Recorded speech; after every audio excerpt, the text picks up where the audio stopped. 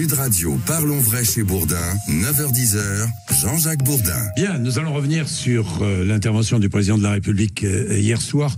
Je ne vais pas... Comment dire? Je ne vais pas insister sur le commentaire. Ce qui m'intéresse sont les faits. C'est ce qu'a dit le président de la République hier soir. Nous allons réfléchir et essayer de voir ce qu'a voulu dire le président de la République hier soir avec deux invités qui sont avec nous. Nous allons débriefer en quelque sorte. Léo Walter, qui est député LFI des Alpes de Haute-Provence. Bonjour. Bonjour. Merci d'être avec nous. Et Christopher Weisberg, qui est porte-parole Renaissance à l'Assemblée et député des Français établis hors de France, l'Amérique du Nord. Hein? Exactement. Bien bonjour. Ça. Bien. Bonjour à tous les deux, merci d'être avec nous. Alors, évidemment, on va beaucoup parler d'école. Léo Walter, vous connaissez, vous avez été directeur d'école élémentaire. Tout à fait. Dans les quartiers nord de Marseille. Donc, on va beaucoup parler d'école. Le président de la République en a beaucoup parlé. Et ce matin, j'étais avec Aurore Berger et je lui disais, moi, il y a une phrase qui m'a frappé du président de la République, nos enfants vivront mieux demain. C'est ce que j'ai entendu hier soir. Mais comment est-ce que nos enfants vivront mieux demain? Moi, c'est la question que j'ai envie de poser. Comment? En ce qui concerne l'école, alors là, vous allez me dire si vous êtes d'accord ou pas avec moi, j'ai eu l'impression de retrouver la campagne électorale de Jean-Pierre Chevènement en 2002. Et d'ailleurs, Emmanuel Macron avait voté.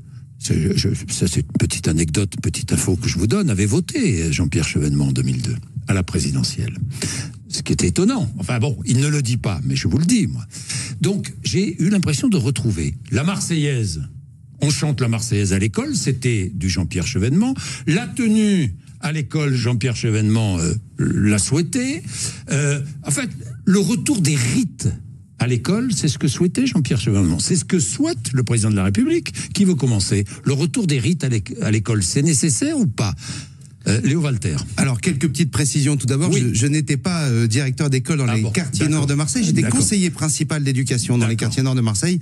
Je suis devenu ensuite instituteur et directeur d'école dans les Alpes de Haute-Provence. Dans les Alpes de Haute-Provence, alors, pour répondre à votre question, moi, je pense effectivement qu'on a eu par Emmanuel Macron hier une peinture de l'école tout à fait sépia, avec des propositions.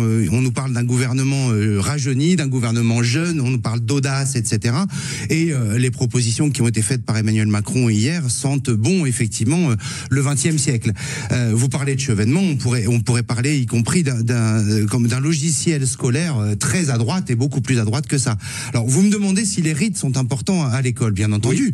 Oui. Et les rituels sont importants. Les rituels, oui. C'est tout à fait important. Mais la question aujourd'hui, c'est de quoi a besoin notre école. Et moi, je pense que ce dont a besoin notre école, ce ne sont pas de rites ou de rituels réinventés, parce que très franchement, apprendre la Marseillaise, c'est déjà fait. On parlait de cérémonie de remise des diplômes. Oui, cérémonie de remise des diplômes. Ça se fait déjà très largement. Moi, j'assiste régulièrement à la cérémonie de remise des brevets du collège du secteur de Niozelle, de Fort-Calquier, où j'habite. Donc, ça, c'est vraiment des vieilles recettes. Ce sont vraiment de vieilles recettes rebattues. Moi, je pense que ce dont a besoin l'école aujourd'hui, c'est d'avoir suffisamment de professeurs, d'enseignants, de conseillers principaux d'éducation, d'assistantes sociales, etc., etc. Donc en fait, on nous présente comme des solutions quelque chose qui est un habillage un peu réactionnaire. C'est un retour aux fondamentaux. D'une pénurie. À certains fondamentaux. Christopher Weisberg. Alors moi, je vois pas les choses comme ça parce que vous savez, je suis député des Français d'Amérique du Nord. Et il se trouve que j'ai connu l'école aux États-Unis, l'école en France. Oui. Et aux États-Unis, le bien-être à l'école, ça passe aussi par des rituels, mais aussi par ce qu'a annoncé le président.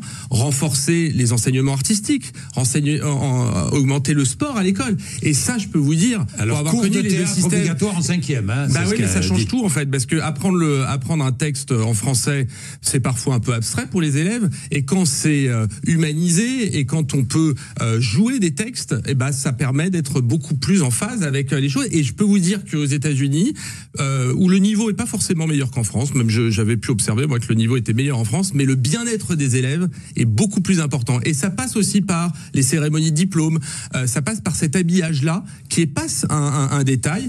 Et l'un n'empêche pas l'autre, parce que ce que vous avez dit, Monsieur Walter, c'est aussi ce qui a été engagé. On a renforcé les classes, on a eu le dédoublement des classes dans les quartiers prioritaires, on a eu l'augmentation des professeurs. Donc c'est évidemment ça qui est le plus important, vous avez raison, mais ça n'empêche pas que le bien-être à l'école, ça passe aussi par des rituels et par l'enseignement d'autres matières qui sont très importantes pour le bien-être des élèves. Et là-dessus, je suis tout à fait d'accord avec vous. Maintenant, ce qui est assez étonnant quand même, c'est que premièrement, on a l'impression d'inventer quelque chose. Moi, j'ai toujours fait du théâtre avec mes élèves. Il y a toujours eu du théâtre à l'école. Ça, c'est le premier. Alors, pas partout, on peut toujours le dire. Mais la question, c'est si l'enseignement artistique est aussi important, et je suis tout à fait d'accord avec vous, pourquoi nos amendements, je pense en particulier à l'amendement de ma collègue Sarah Legrain, par exemple, sur le renforcement de l'enseignement artistique à l'école, a été balayé lors des discussions budgétaires sur l'enseignement scolaire. Donc en fait, on a l'impression qu'on a un effet d'annonce, c'est-à-dire on nous dit on va faire du théâtre, on va faire de l'enseignement artistique, on va faire plus de sport, etc. Très bien. Avec quels moyens? C'est la vraie question. Quand on a de moins en moins d'enseignants, quand on a de moins en moins de dotations horaires pour faire ces enseignements-là, je me dis très bien, mais avec quels horaires, avec quelles heures, avec quels moyens allons-nous faire ces cours de théâtre et ces cours d'expression artistique? Ce qui était intéressant aussi, c'est ce qui est essentiel et primordial pour les parents, parce que je pense beaucoup aux parents et aux enfants, évidemment, c'est la priorité, ce sont les remplacements des enseignants absents. Sur les absences de longue durée, c'est vrai que des progrès ont été faits. Le problème concerne les absences de courte durée. Est-ce que le président de la République a répondu à ce problème hier soir? Qu'en pensez-vous, Léo Walter? Alors, d'abord, c'est assez rapide de dire que les remplacements de longue durée, c'est réglé. Je ne dis pas que c'est réglé. Monsieur le président de la République a inventé hier, je trouve, un concept intéressant. C'est le remplacement ressenti. C'est-à-dire, lui, il dit, non, c'est bon, il y a 95% des remplacements qui sont assurés, mais ce n'est pas ce qui est ressenti sur le terrain. Des remplacements longue durée. En fait, ce n'est pas vrai. On avait, dès le début de l'année, dans 50% des établissements du second degré de ce pays, il manquait au moins un enseignant sur un remplacement de longue durée qui était prévu à l'avance. On sait que c'est un véritable problème. J'ai moi-même été remplaçant. On sait que les brigades de remplacement sont dramatiquement sous-dotées et qu'en fait, on a une espèce de jeu de domino, c'est-à-dire que très vite, les remplaçants qui sont prévus pour la courte durée sont affectés sur des remplacements de longue durée. Et puis, au bout d'un mois et demi, à peu près à tout ça, on n'a plus personne pour assurer les remplacements de courte durée. Moi, ce qui m'étonne, c'est que le président ait cru bon hier de rassembler, de réunir une conférence de presse pour finalement ne faire aucune annonce, parce qu'en fait, tout ce qu'il a dit sur cette question des remplacements avait déjà été annoncé par Gabriel Attal quand il était encore ministre de l'Éducation nationale. Et accessoirement, nous avons fait des propositions fortes. Moi, j'étais porteur, par exemple, d'une proposition de loi dans cette rentrée pour assurer un corps de remplacement qui soit égal à 10% des postes dans chaque matière et à chaque niveau. Cette proposition de loi n'a pas été retenue par le gouvernement. De même, nous avons porté un grand nombre d'amendements dans les discussions budgétaires pour augmenter le nombre de remplaçants. De la même manière, ça a été balayé d'abord en commission, puis par le 49.3. Léo Walter, je vais donner la parole à Christopher Weisberg, mais les annonces de Gabriel Attal, c'est vrai que le président de la République en a peu parlé hier soir, mais elles avaient été faites. Notamment les classes de niveau, le redoublement annoncé, le renforcement du brevet du collège, du rôle du brevet. Christopher Weisberg. Mais c'est exactement. Il y a rien de choquant. Encore une fois, ce qu'a annoncé le président, il a voulu annoncer un cap, il a changé d'équipe, mais la politique qu'on mène sur l'éducation, il n'y a pas eu un avant et un après conférence de presse du président. C'est la continuité de ce qui a été commencé par Gabriel Attal. Gabriel Attal a dit qu'il aurait, il prenait avec lui à Matignon aussi ces responsabilités-là sur le remplacement des professeurs. Je vois bien, je mène une mission en ce moment avec un de vos collègues, Léo Walter, Paul Vanier, sur le financement public de l'enseignement privé. Et on voit bien, c'est un sujet qui est... J'ai une question à ce propos. On en parlera, mais il y a eu un progrès sur le remplacement. Mais je vois bien que dans le privé, parce qu'il y a un peu plus de flexibilité aussi, eh bien, il y a moins ce sentiment subi de professeurs absents. Et ça, c'est un travail sur lequel on doit réarmer le public et qu'on a commencé à faire sur les longues durées. On a parlé hier de la formation des enseignants. Il y a un sujet par rapport à la formation des enseignants parce que c'est évidemment indispensable, hein, comme toutes les métiers. Les professeurs doivent poursuivre leur formation et souvent, c'est un peu au détriment sur certaines heures de cours. Alors, donc c'est normal d'adresser le sujet. Ce qui m'intéresse, et le président de la République je regrette que la question ne lui ait pas été posée. La formation, il y a la formation de l'enseignant qui est déjà enseignant. Et puis, il y a comment devient-on enseignant? Et c'est vrai que c'est quoi, 6 années aujourd'hui pour... Ça dépend. Est-ce que n'est-ce pas trop long? Je veux dire, est-ce que on a reparlé des écoles normales? Là encore, c'est la vieille République. Oui, mais ça fonctionnait. Alors nous, on a des propositions très ça claires sur le pré-recrutement des enseignants. On a déposé 2 propositions de loi à ce sujet-là. Mais moi, je voudrais revenir sur ce que disait Monsieur Weisberg, parce que ça me semble intéressant. Vous dites il y a pas d'avant et d'après la conférence de presse d'hier. Je suis tout à fait d'accord avec vous. Et la question qui se pose, c'est pourquoi cette conférence de presse? Parce qu'en fait, c'est la 2e fois, quand même, il faut le noter, et ça me semble un problème politique majeur. C'est la 2e fois, c'était le cas pour le 3e gouvernement d'Elisabeth Borne, que le président Macron prend les devants sur la déclaration de politique générale du Premier ministre. On nous l'annonce pour le 30 janvier, c'est-à-dire dans 2 semaines. C'est-à-dire que pendant 2 semaines, là, on va avoir des discussions au Parlement sans avoir la politique générale du Premier ministre. Ça a même été renvoyé par le président d'une manière un petit peu désinvolte, il me semble, à l'intendant. C'est-à-dire du commentaire politique, ça. Non, c'est plus important que ça. Est-ce que vous pensez que les Français sont intéressés par le temps mis moi je pense que c'est extrêmement important, si vous voulez, qu'on ait un vrai Premier ministre. Nicolas Sarkozy avait inventé le collaborateur avec François Fillon. Là, on a Emmanuel Macron qui invente le porte-parole du gouvernement, c'est-à-dire que Gabriel Attal est renvoyé on lui dit quels sont ses devoirs et ce qu'il devra faire dans 15 jours. Mais là, je suis pas d'accord avec vous. Justement, au contraire, moi je trouve que c'est très sain qu'on ait 2 semaines. Le Premier ministre, son rôle, c'est le chef du gouvernement, c'est le chef de la majorité, c'est celui qui s'adresse aux parlementaires. C'est normal qu'il ait, après avoir écouté la feuille de route du président, maintenant 2 semaines pour travailler avec les députés, pour avoir un discours de politique générale qui correspond aussi à leurs attentes sur l'exécution de la feuille de route. Celui qui s'est adressé aux parlementaires hier et aux Français, c'est le président de la République, c'est pas le Premier ministre. Le président de la République, il s'est adressé aux Français hier. Et le Premier ministre, il va s'adresser à l'Assemblée nationale, il va faire un discours de politique générale par rapport à la feuille de route, et il a 2 semaines pour essayer de convaincre aussi. Moi, j'aimerais que vous soyez convaincus de temps en temps sur certains textes. Vous ne votez aucun texte avec nous. Même des textes qui parfois vont exactement dans le sens de ce que vous voulez. Sur les discriminations, par exemple, on a fait un texte qui était remarquable, bien travaillé, vous avez pas abstenu, vous avez voté contre ce texte. Donc maintenant, le Premier ministre, il va essayer d'aller convaincre les parlementaires, des groupes. À mon avis, les groupes républicains ont tout intérêt à essayer de négocier ce genre de choses. Vous avez décidé avec LFI de ne jamais négocier. Pourtant, vous pourriez. Et je vous encourage à le faire. Puisque je vous le dis, on a été le groupe qui a présenté, par exemple, sur les discussions budgétaires enseignement scolaire, donc sur l'école de la République, le plus d'amendements. Donc ne dites pas qu'on ne souhaite pas discuter. Simplement, vous avez présenté des amendements, mais vous n'avez jamais. Quel est le texte du gouvernement que vous avez voté? Nous, pour le moment, on n'est pas d'accord avec l'orientation qui est portée par le gouvernement, et le tropisme de ce gouvernement, de ce nouveau gouvernement, est clairement à droite. C'est pas moi qui le dis, ça a été souligné par toute la presse ce matin. C'est-à-dire que on parle de virage à droite, moi je parle tout simplement de renforcement, parce que je suis pas surpris par ce qui se passe. Mais non, on votera les textes quand ils iront dans le sens où nous pensons devoir aller. Il se trouve que pour le moment, la majorité qu'Emmanuel Macron n'a pas à l'Assemblée nationale, il va la chercher du côté de la droite, et même ces derniers temps de l'extrême droite avec le texte de la loi immigration par exemple. Donc le jour où il viendra chercher sa majorité à gauche, en allant dans le sens que nous prenons, peut-être que nous voterons des textes de la majorité. J'en doute sérieusement, parce qu'encore une fois, vous dites, c'est toujours pareil, vous avez des propositions, il faudrait qu'on prenne vos propositions, mais le travail, normalement, c'est de négocier certains points qui vont dans votre sens. On pourrait en intégrer au moins quelques-uns. C'est ce qu'a fait habilement les Républicains, parce que les Républicains, ils ont parfaitement conscience qu'on est en majorité relative et qu'on a besoin de trouver des accords avec eux. Vous pourriez parfaitement le faire, mais pour l'instant, c'est pas du tout la posture que vous avez adoptée. Il y a un sujet qui est, d'ailleurs, le président de la République en a parlé hier soir, un sujet depuis 2 jours dont on parle, c'est la natalité. La baisse de la natalité en France. On va en parler dans 2 minutes, 9h44. Sud Radio, parlons vrai chez Bourdin, 9h10, Jean-Jacques Bourdin. Tiens, parlons des écoles privées sous contrat, Christopher Weisberg, puisque vous travaillez sur une mission.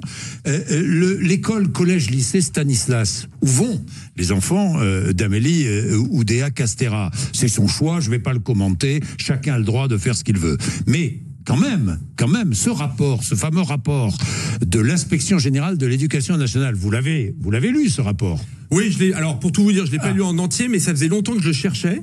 Il est sorti, j'avais lu pas mal d'articles, j'avais lu l'article de Mediapart, j'avais lu l'article du Monde, et je suis en train de regarder, parce que c'était une demande avec mon collègue. Bon, je suis en train de le lire. La curiosité tout de même, c'est que ce rapport était sur le bureau de Gabriel Attal dès cet été, et que jusqu'à maintenant, ce rapport n'a pas été diffusé. Ce qui est un peu gênant, je vous le dis sincèrement. Vous êtes d'accord avec moi, Christopher Weisberg? Non, mais je vais vous dire des choses. C'est un sujet qui est très important parce que, encore une fois, vous l'avez dit, la querelle public-privé aujourd'hui, je pense qu'elle est assez atténuée. Par contre, on va pas revenir sur cette querelle. Sur la loi de Vaquet, revenir là-dessus. Aujourd'hui, la liberté de choix, elle est acceptée et c'est important, je crois. Maintenant, ce qui est vrai, c'est que les établissements sous contrat sont financés par le public, notamment sur les enseignants, en partie à 80%. À peu près à 80%, 79%. Entre 70 et 80%. Ce qui est intéressant, alors dans les autres pays, sachez que nous, on est au milieu, dans les pays de l'OCDE, la Belgique, l'Italie sont à 100%. Aux États-Unis, il y a plein d'écoles publiques qui sont financées, d'écoles privées, pardon, qui sont financées par le public. Donc c'est pas une exception française. Maintenant, ce qui est essentiel, c'est que quand on me donne 80% de financement public, il faut qu'on contrôle. Et là-dessus, il y a énormément de progrès à faire. Il faut beaucoup plus de contrôle. Et ça fera partie des propositions que je vais rendre avec Paul. Le rapport. Cours d'enseignement catholique obligatoire. C'est non conforme avec la loi. Propos homophobes, anti-avortement, promotion de thérapie de conversion, des propos anti-IVG. Donc, un catéchiste a même parlé d'interdiction des relations sexuelles avant le mariage. Si c'est confirmé, si l'inspection, si ce rapport de l'inspection, encore une fois, de l'éducation générale, de l'éducation nationale, si ce rapport est vérifié, si les faits sont avérés, comment ne pas mettre fin au conventionnement? Alors, mais je vous pose la question. Vous savez ce qui se passe? Le déconventionnement, au fond, c'est la sanction ultime. Et normalement, ce qui se passe, c'est que fort de ce rapport, il doit y avoir une négociation avec Stanislas pour qu'elle change son comportement. Et de deux choses une, soit ils arrivent avec des propositions très claires en disant on va mettre fin à ce que vous avez décrit qui est proprement scandaleux, discrimination, discriminatoire, inégalité entre l'homme et la femme. Soit et donc ce travail-là, il va être fait. C'est le travail du moment. Ça veut dire soit ils se conforment à la loi et aux obligations qu'ils ont avec ce contrat, soit en effet ils seront déconventionnés. Alors vous dites, Monsieur Bourdin, si c'est avéré, le fait est que là on a un rapport, donc c'est avéré. Et effectivement, je rejoins mon collègue là-dessus. Il faut effectivement demander des comptes à la direction de Stanislas. Et vous avez parfaitement raison. Ce conventionnement doit être dénoncé si ils ne peuvent pas apporter la preuve qu'ils ont changé clairement là-dessus. Après, je voudrais revenir sur un petit mot que vous disiez. Vous disiez le problème, c'est pas les choix personnels de la ministre. Je suis tout à fait d'accord avec vous. Je rappelle quand même que discuter les choix personnels de tous ceux ou toutes celles qui votent pour vous. On est tout à fait d'accord. La première question qui a été posée à la ministre et qui a amené à la polémique ensuite, elle portait justement sur ce qui était enseigné à Stanislas et la façon dont on enseignait à Stanislas. Et c'est elle qui a choisi de placer ça sur le plan personnel et d'enchaîner sur cette polémique publique-privée. Elle a enchaîné ensuite sur un mensonge, etc. Donc il faut arrêter de penser. Il y a un certain nombre de commentateurs qui disent on accuse la ministre sur cette question de ses choix. C'est pas ça du tout la question. La question est pas de savoir si elle a le droit ou pas. Elle a bien entendu le droit de mettre ses enfants dans le privé. La question est peut-elle rester ministre de l'Éducation nationale avec les propos qu'elle a tenus sur l'éducation nationale? Bien. Nos enfants vivront mieux demain. Je reprends encore une fois la promesse d'Emmanuel Macron. Est-ce que nos enfants vivront mieux demain si les parents qui travaillent continuent à ne pas voir à la fin du mois les fruits de leur travail? C'est l'une des questions essentielles. Christopher Weisberg. Parce que moi, je veux bien, ça fait des mois que j'entends le pouvoir, et c'était vrai avec d'autres gouvernements, nous dire la vie va s'améliorer, ça sera mieux, on travaille sur des augmentations de salaire. Oui, mais enfin, les Français ne voient rien venir. Déjà, attendez, faut pas exagérer. Le SMIC a été augmenté. Le 20% du SMIC en 6 ans, le SMIC est de manière réglementaire. De manière réglementaire, parce qu'on a fait le choix en France, encore une fois, d'annexer ça à l'inflation. Donc, je pense aux Français. Ça, c'est le salaire minimum. Je pense aux Françaises et aux Français qui gagnent 2000 ou 2500 euros net par mois. Mais ce sont ces Français-là, ceux qu'on appelle les classes moyennes. Je n'aime pas trop cette expression, mais ce sont ces Français-là qui souffrent le plus. Qui ne voient pas à la fin du mois le fruit de leur travail. Mais c'est tout l'objectif. Ça veut dire qu'il y a plein de choses qui ont été faites. Il y a eu plein de primes qui ont été accordées. Mais aujourd'hui, il faut généraliser les choses. Je vous dirais deux choses. La première, c'est que, encore une fois, je suis député des Français de l'étranger, donc ma perspective, elle est forcément un peu comparative. Oui, c'est intéressant. Et c'est vrai qu'en France, parce qu'on a un modèle social qui est fort, ce modèle social coûte cher. Il coûte cher, mais On a l'éducation, c'est pour ça qu'il faut avoir une bonne éducation. On a la santé, c'est pour ça qu'il faut avoir une bonne santé. On a des services publics qui sont intégrés aussi dans nos salaires. Ce qui n'est pas le cas aux États-Unis où les salaires sont beaucoup plus importants, mais il faut payer ces services. Exactement. Ça veut dire qu'il faut toujours corréler les deux choses. Un, bien sûr, que les gens vivent mieux, que le rapport à l'inflation soit toujours en perspective et améliorer ça par rapport à l'inflation. Mais il faut aussi que nos services publics soient excellents parce qu'ils sont internalisés dans les salaires. Et donc il faut à la fois avoir de bons services publics et aussi donner des perspectives aux salariés. Il y a tout un travail. On en a parlé sur tous les sujets. Vous savez, sur les retraites, il y a eu l'enjeu aussi du travail senior, sur comment on peut valoriser les carrières. C'est ça l'important, c'est de valoriser les carrières. Comment faire que le travail paie mieux? Alors, comment faire en sorte que le travail paie mieux? Alors, vous disiez tout à l'heure que nous ne souhaitions pas co-construire. C'est pas tout à fait juste. Dans notre niche parlementaire, on a porté justement une proposition de loi sur la question de l'indexation des salaires et non pas seulement du SMIC sur l'inflation. Bon, pas adopté. On a porté des propositions sur le blocage des prix qui avaient failli être adoptées sur un certain nombre, qui ont été adoptées dans l'hémicycle sur un certain nombre de points et puis qui ont été rejetées à 6 voix au dernier moment. Et puis, on a porté une proposition de loi forte qui a été adoptée et qui est à votre disposition, à la disposition de la minorité présidentielle sur justement le réarmement, puisqu'on parle de réarmement des services publics avec le retour à un accueil physique dans tous les services publics de notre pays. Et donc cette proposition de loi, elle est sur la table. Moi, je vous propose que on pousse cette proposition de loi, que ce soit au Sénat puis ensuite à son retour à l'Assemblée, de manière à ce qu'elle soit appliquée et applicable. Une proposition de loi portée par France Service, c'est quand même le même objectif. France Service, c'est quand même l'idée qu'on a un accompagnement physique absolument partout sur le territoire, sur nos services publics. 2700. Oui, mais il y a 2700 maisons de services publics, mais vous savez très bien, monsieur Weisberg, que c'est pas pareil une maison de services publics généraliste. Mais c'est une bonne idée, et de vrais services publics. C'est un pis-aller qui peut parfois plutôt fonctionner dans certains endroits, mais il y a mieux à faire que ça. Il y a à redonner vraiment les moyens aux services publics d'accueillir partout et en tout lieu. Moi, je viens d'un département rural. Oui. On voit se fermer les perceptions, on voit se fermer les bureaux de poste, on voit se fermer les petites écoles, et ainsi de suite, et ainsi de suite. Donc, on a un recul par rapport aux citoyens, c'est-à-dire qu'ils n'ont plus accès directement à leurs services publics. Nous, ce que nous proposons, c'est justement d'y revenir. Et après, vous parliez tout à l'heure pouvoir d'achat et salaire. Il y a autre chose, il y a l'augmentation du coût de la vie.